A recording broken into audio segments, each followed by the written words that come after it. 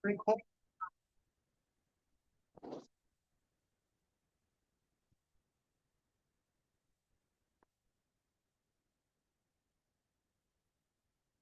Assalamualaikum warahmatullahi wabarakatuh.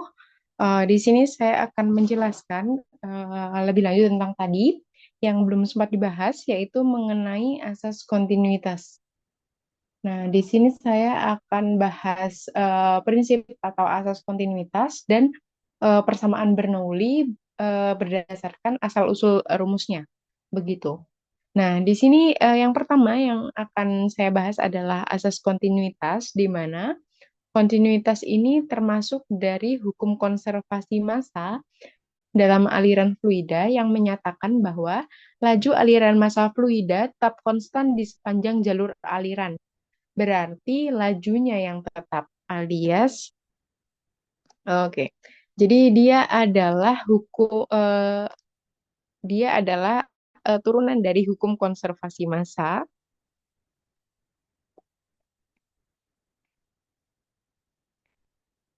Hukum konservasi massa di mana dia menyatakan bahwa laju aliran massa fluida, oke, kita bicara dengan laju aliran massa fluida ya. Massa fluida itu tetap atau konstan. Nah, laju aliran massa fluida ini sering juga kita sebut dengan debit. Jadi, dia adalah berapa volume massa fluida, karena massa ini dapat diturunkan jadi volume juga. Jadi debit itu satuannya adalah volume per detik, maka atau volume per menit atau volume per waktu. Nah, jadi volume itu kan bisa diturunkan menjadi massa juga. Jadi eh, di sini hukum konservasi massa itu dia menyebutkan bahwa massa fluida yang keluar dalam satu satuan waktu itu konstan dalam sebuah aliran fluida ideal ya. Ingat di sini kita akan bahasnya adalah fluida ideal. Nah, bagaimana contohnya? Di sini saya sudah punya sebuah pipa yang kita buat penampangnya di kanan dan kiri atau di input dan di output, di inlet dan outlet itu beda penampang, nah beda ukuran penampang. Nah, di sini ada yang berukuran A1, sedangkan ini luas penampangnya A2. Nah, oke, sebelum kita bahas yang lain, kita bahas asal-usulnya dulu. Nah, kita coba ambil sedikit fluida dari penampang A1.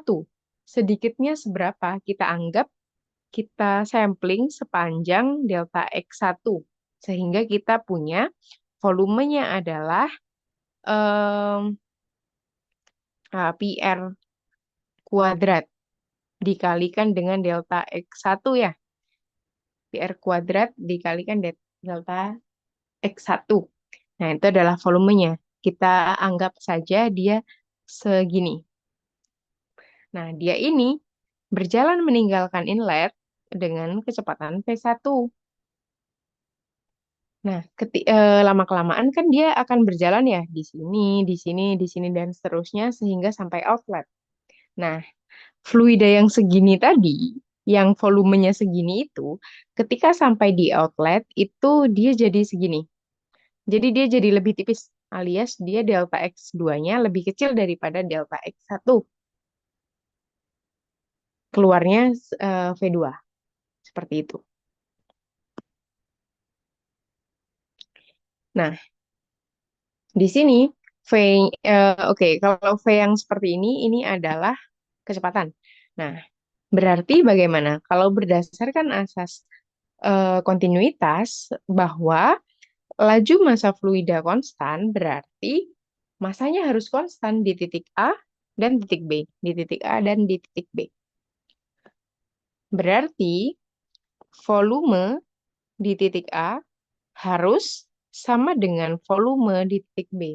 Nah, volume ini kalau kita jabarkan adalah luas penampang 1 A1 dikalikan dengan delta X1, yang di B adalah A2 dikalikan dengan delta X2.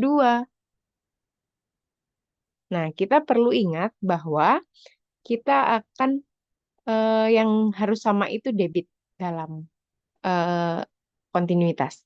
Di mana di sini kita selipkan informasi ya bahwa debit alias Q itu adalah volume per time, volume per detik, volume per menit, volume per detik, volume per jam. Pokoknya intinya adalah volume per waktu. Nah, berarti kalau misalkan eh, V1 kan T-nya ini sama ya, waktu yang sama. Berarti rumus ini juga bisa kita eh, turunkan menjadi VA per T harus sama dengan V di B per T dalam waktu yang sama. Nah, kalau kita masukkan ke rumus bawahnya, berarti A1 dikali delta X1 per T sama dengan A2 dikali delta X2 per T. Nah, A per T kan nggak ada, berarti bisa kita keluarkan. X per T, X per T itu apa? Perpindahan per waktu. Berarti dia adalah kecepatan. Berarti kita bisa sederhanakan bahwa A1 dikali V kecepatan 1 sama dengan A2 dikali V kecepatan 2 berdasarkan rumus ini. Karena ini adalah kecepatan. Nah, ini adalah rumus dari eh, asas kontinuitas atau hukum kontinuitas.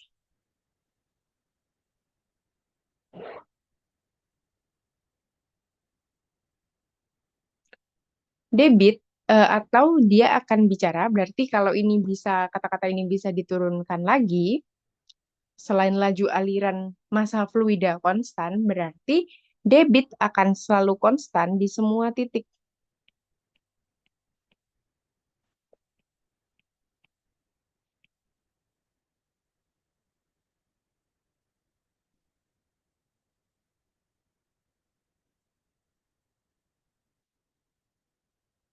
Debit akan selalu konstan di semua titik. Itu adalah asas Bernoulli. Nah, ini menyatakan bahwa apabila luas penampangnya lebih kecil, otomatis dia kecepatan alirannya lebih besar, sedangkan kebalikannya, kalau luas penampangnya lebih besar, kecepatan alirannya lebih kecil. Seperti itu. Nah, itu adalah asas kontinuitas. Nah, sekarang kita akan membahas bagaimana kalau misalkan ini kan cuman berbeda penampang. Nah, kan banyak sekali yang perlu kita pertimbangkan ketika kita membicarakan fluida. Lalu yang sekarang ingin kita diskusikan adalah bagaimana kalau ada perubahan elevasi atau perubahan ketinggian. Kan kita kalau bangun pipa biasanya mungkin ke atas, mungkin ke bawah. Bagaimana kalau begitu? Nah, kita coba simulasikan. Ini adalah kita punya sebuah pipa yang naik ke atas atau uphill. Oke, kita anggap saja sebetulnya dia penampangnya sama. Ya, tidak ada perbedaan ukuran, bukan seperti kontinuitas tadi. Kurang lebih seperti ini. Nah, lalu dia, sorry, lalu dia naik ke atas seperti ini. Nah, bagaimana sifat alirannya? Nah, kita bayangkan dulu, ini adalah dia punya ketinggian Y1 misalkan, ini adalah Y1, sedangkan ini adalah Y2 ini dari tanah ya, Y2. Nah, dia akan, em,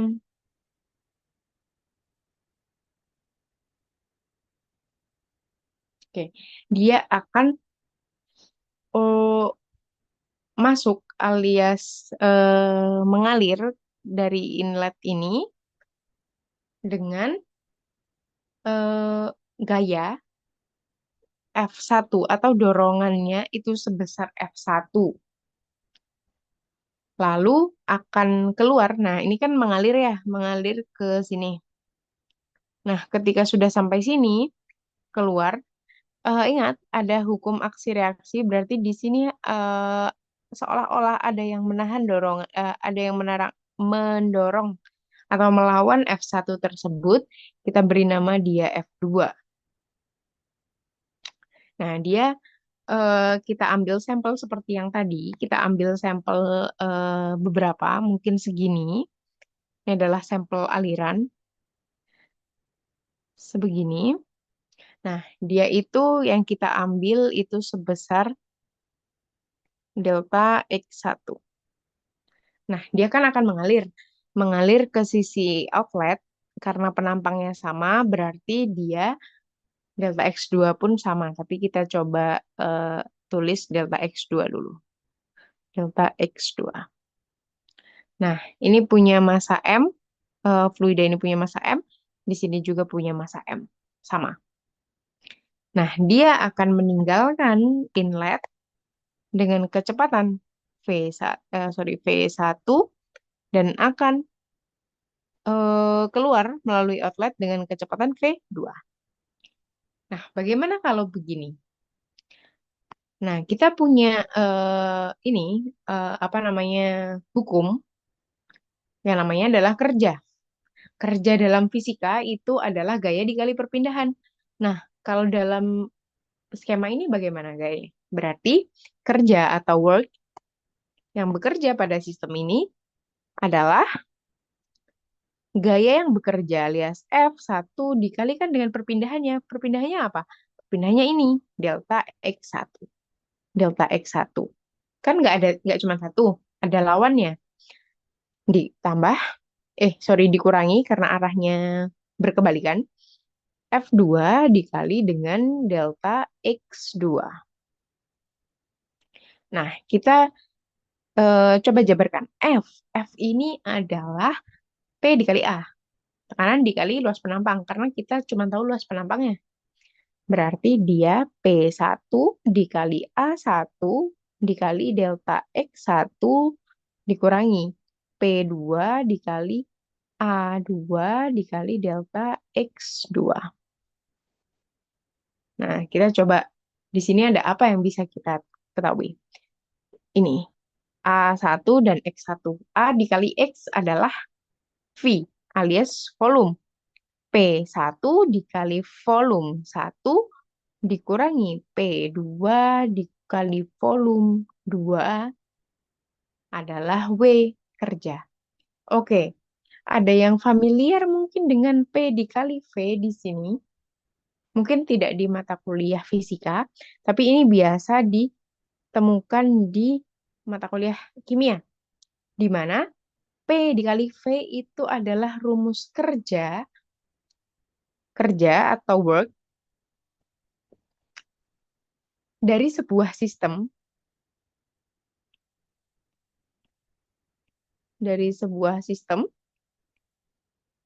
karena perubahan volume atau seiring, seiring perubahan volume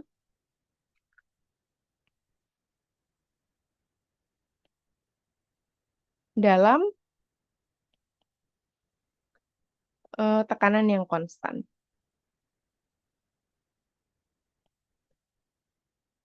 Nah, ini dalam kimia biasanya.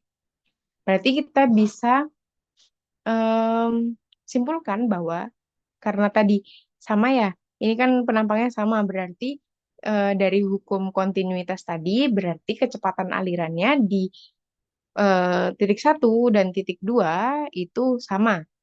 Berarti kita bisa simpulkan bahwa ini bisa kita sederhanakan, yaitu P1 min P2 dikali V.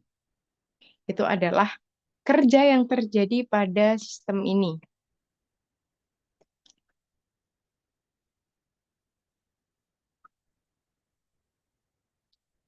Nah, sekarang kita bicara mengenai hukum kekekalan energi. Nah, sistem ini itu harus memenuhi hukum kekekalan energi karena bagaimanapun energi di alam semesta ini tidak dapat diciptakan, tidak dapat dimusnahkan, tapi hanya bisa berubah bentuk. Nah, biasanya di sini akan berubah menjadi energi kinetik, energi potensial, energi kinetik dan energi potensial. Nah, sekarang kita coba jabarkan perubahan energi kinetiknya. Oke, karena di sini bergerak, berarti dia ada perubahan energi kinetik. Oke, ingat, energi kinetik itu hanya dimiliki oleh benda-benda yang bergerak. Kalau nggak bergerak, dia nggak punya energi kinetik.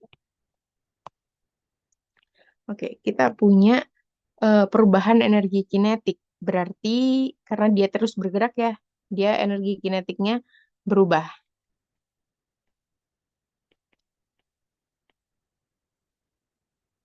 Dan yang kedua, yaitu perubahan energi potensial. Kenapa? Karena ada perubahan tinggi. Jadi energi potensial itu ada perubahan apabila ada perubahan elevasi. Perubahan energi potensial atau delta EP. Kalau ini delta EK. Oke, rumusnya adalah delta EK adalah eh,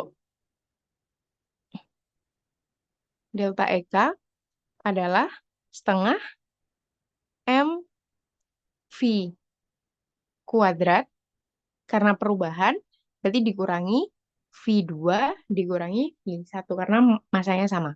Setengah M V1 kuadrat. Nah, ini adalah perubahan energi kinetiknya. Nah, lalu perubahan energi potensialnya bagaimana? Perubahan energi potensialnya sama dengan mg dikali h. Hanya di sini y. Berarti mg y2 min mg y1. Itu adalah perubahan energi kinetik dan perubahan energi potensial. Nah, jadi apa namanya? Mereka itu harus balance. Jadi seiring seiring bertambahnya ketinggian, otomatis energi potensialnya yang eh, seiring bertambahnya ketinggian, seiring dia mengalir ke sana, otomatis biasanya kalau makin naik, kecepatannya makin pelan. Berarti seiring pertambahan energi potensial, energi kinetiknya berkurang. Pun sebaliknya, seiring bertambahnya energi kinetik, berarti energi potensialnya yang berkurang. Nah, itu adalah sudah hukum kekekalan energi. Nah, dalam fluida itu sering eh, di apa ya, dijabarkan. Jadi ini kalau kita bedah-bedah ini akan jadi persamaan Bernoulli. Coba kita lihat. Nah, di sini itu eh ini kan ingat ya ada W ya.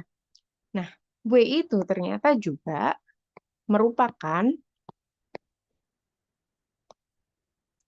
sorry.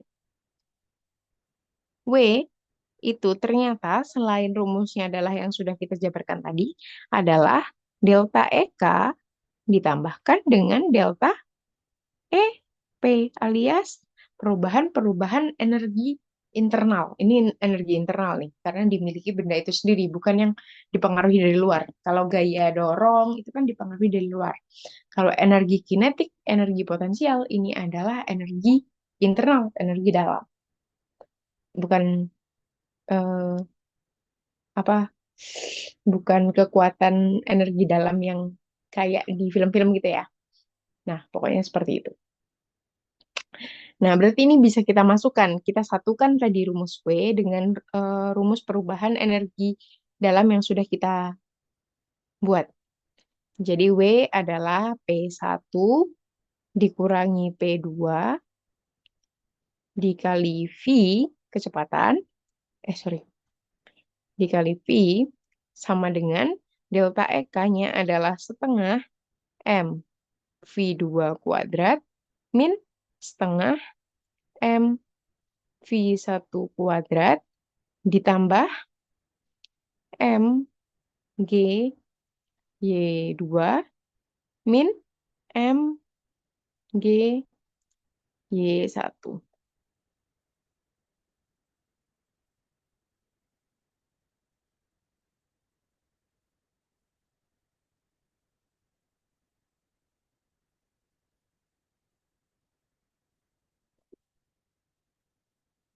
Oke, ini kalau kita kalikan, lalu kita eh, sebarkan rumusnya, dia akan jadi P1 dikali V, ini dikali ini ya, P1 dikali V, terus dikalikan mereka semuanya.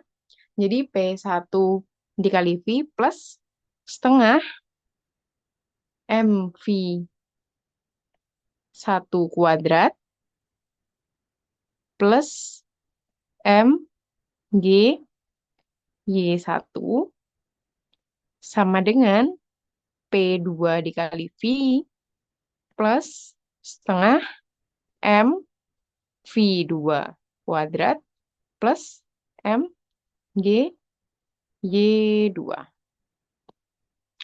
Nah, ini kan ada V-nya semua. Di sini P1 kali V, ini kita bagi semuanya dengan V.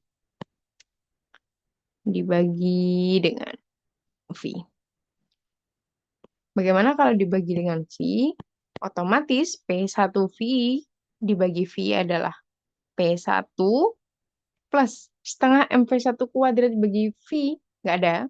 Berarti setengah MV1 kuadrat per V plus MGY1 per V sama dengan P2 plus setengah MV2 kuadrat per V plus MGY2 per V. Nah, sekarang M per V itu apa? M per V adalah rho. Jangan lupa M per V adalah rho. Berarti ini bisa kita rubah jadi P1 ditambah setengah rho V1 kuadrat plus M per V jadi rho, rho G Y1 sama dengan P2 plus setengah M, sorry, setengah rho V2 kuadrat plus rho G Y2. Ini adalah bentuk dari persamaan Bernoulli. Ini adalah Bernoulli equation.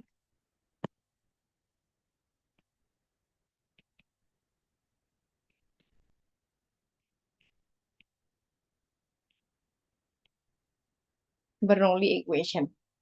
Nah, Bernoulli equation ini maksudnya apa sih kok? Kok seperti ini? Nah, kita ingat tadi kita mempertimbangkan yang seperti ini. Dari si ini tadi, dari si contoh dia ada perubahan G. Apa sih persamaan Bernoulli itu? Persamaan Bernoulli itu berkata bahwa in a streamline energy is conserved. Jadi Bernoulli equation ini secara tidak langsung adalah hukum kekekalan energi yang bilang bahwa in a streamline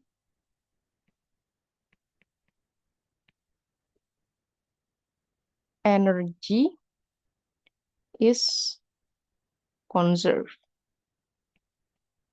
Atau energi itu dipertahankan atau terkonservasi di sebuah streamline. Jadi dia harus satu streamline biar berlaku. Apa sih streamline?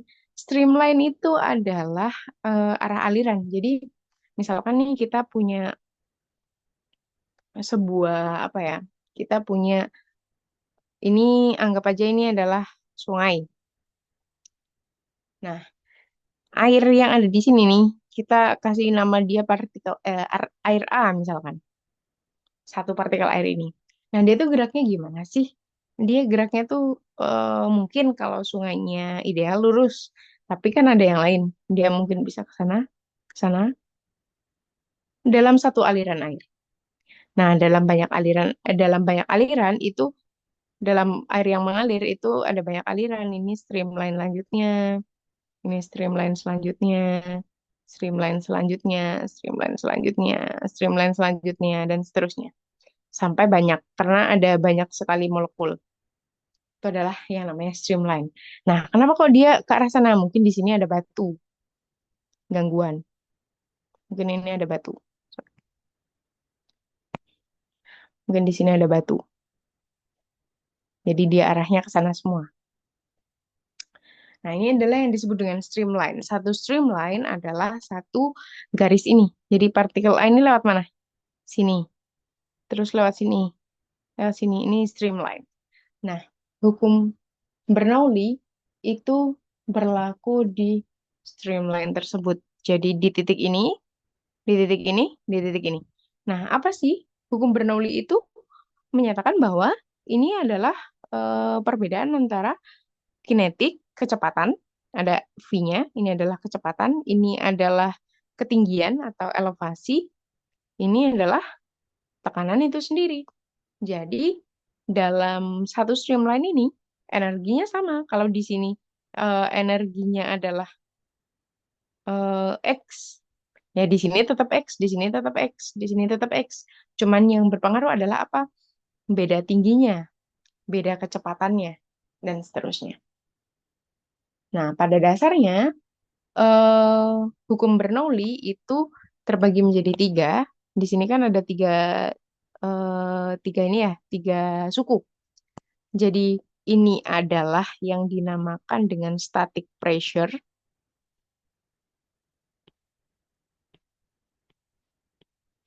tekanan statik. Ini adalah dynamic pressure.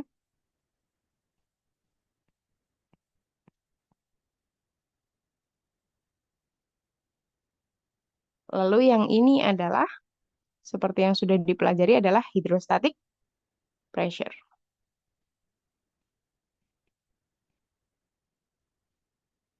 Nah, jadi eh, apa ya, komposisi dari ketiganya itu yang dipertimbangkan dalam persamaan Bernoulli. Seperti itu kurang lebih eh, cukup segini yang bisa saya sampaikan mengenai asas kontinuitas dan Bernoulli. Selanjutnya kita akan selesaikan lagi di minggu depan.